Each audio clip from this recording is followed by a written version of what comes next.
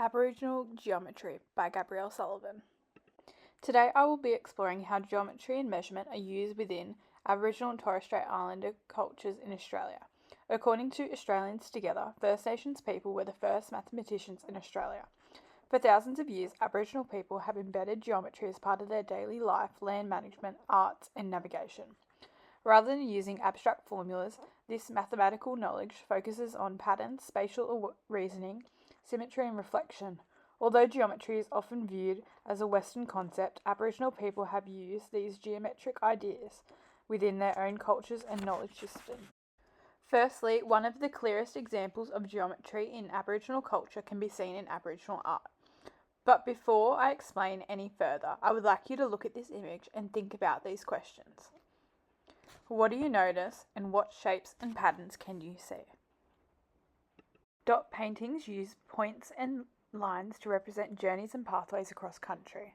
Circles often symbolise important places such as waterholes or meeting sites, which are key parts of Aboriginal culture.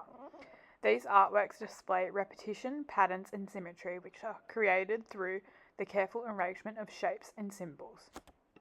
The geometry used in Aboriginal art is not just used decoratively, rather it is used to communicate stories, maps and cultural knowledge between Aboriginal people and across generations.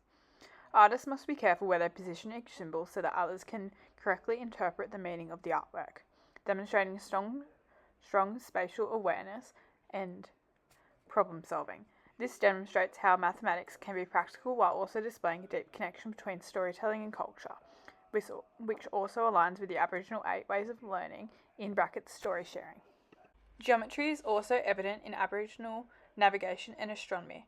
Aboriginal people use angles, directions, and positions of the stars to calculate time, seasons, and travel routes. According to Deadly's story, songlines are pathways across the land that act like invisible maps linking important sites and locations, which help Aboriginal people travel across the country and also help them return home. A famous Aboriginal Dreamtime example is the Emu in the Sky constellation. Unlike Western constellations, it is formed by the dark spaces within the Milky Way rather than the stars themselves. This constellation connects to geometry as it displays spatial reasoning and the ability to recognise shapes and patterns, in brackets the emu in the night sky.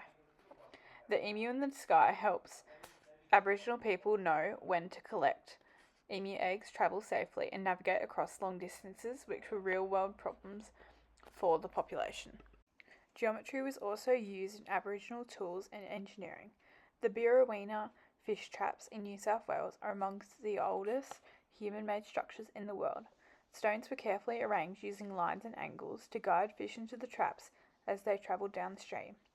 This design solved the practical problem of catching fish effectively by reducing labour, which demonstrated a sophisticated understanding of shapes and spatial design. Boomerangs also involved geometric knowledge. Their curved shapes and precise angles allowed them to lift and return to the thrower. Boomerangs were used by Aboriginal people for hunting and gathering. Similarly, weaving baskets, often known as food carriers, and other tools demonstrated geometry through repeated patterns, symmetry, and shape. Finally, according to Sullivan, traditional Aboriginal measurement systems rely on contextual, observational, and embodied methods rather than standardized universal units like meters or kilograms. Aboriginal people use measurements in practical ways connected to the environment. Distance was often understood through travel time or landmarks, while time was measured through seasonal changes and movements of stars. Seasonal calendars tracked changes in plants, animals, and weather patterns, which shows a deep understanding of cycle and patterns in nature and country.